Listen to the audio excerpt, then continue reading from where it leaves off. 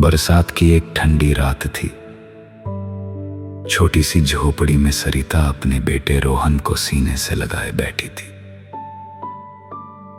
बाहर तेज बारिश हो रही थी और अंदर उसकी आंखों से आंसू बह रहे थे। सरिता ने अपनी पूरी जिंदगी रोहन के लिए समर्पित कर दी थी। पति के गुजर जाने के बाद उसने दिन रात मेहनत की, कभी घरों में काम किया तो कभी सिलाई करके पैसे जुटाए। खुद भूखी रहकर उसने रोहन को पढ़ाया लिखाया। रोहन बड़ा हुआ, पढ़ाई में तेज था। सरिता के सपने भी उसके साथ बड़े होते गए। मेरा बेटा बड़ा आदमी बनेगा, मुझे इस गरीबी से बाहर निकालेगा। समय बीतता गया। रोहन शहर चला गया नौकरी करने। शुरू में वो रोज फोन करता, मां का हाल पूछता, लेकिन धीरे धीरे फोन कम हो गए। फिर हफ्तों तक कोई खबर नहीं आती।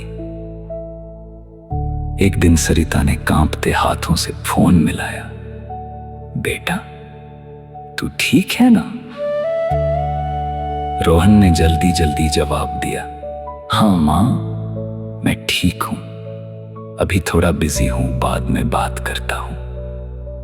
और फोन कट गया। सरिता ने फोन को सीने से लगा लिया। उसकी आंखों में इंतजार था और दिल में एक खालीपन। कई महीने गुजर गए। एक दिन पड़ोसी ने बताया कि रोहन अब शहर में बड़ा आदमी बन गया है, लेकिन उसने अपनी मां के बारे में कभी किसी से कुछ नहीं कहा। यह सुनकर सरिता की आंखों से आंसू बह निकले, लेकिन उसने आस नहीं छोड़ी। मेरा बेटा एक दिन जरूर आएगा। साल बीत गए, झोपड़ी वही रही, पर सरिता बूढ़ी हो गई। हर शाम वो दरवाजे पर बैठकर रास्ता देखती, शायद आज रोहन आए। एक दिन ठंडी हवा के साथ उसकी सांसें भी थम गईं और दरवाजा खुला ही रह गया। कुछ दिन बाद रोहन गांव आया। उसने मां को पुकारा, लेकिन जवाब में सन्नाटा था। जब उसे सच्चाई पता चली तो उसके पैरों तले जमीन खिसक गई। वो मां के पुराने बिस्तर के पास बैठकर फूट फूट कर रोने लगा। मां, एक बार बुला लेती, मैं आ जाता, लेकिन अब बहुत देर हो चुकी थी। सीखा,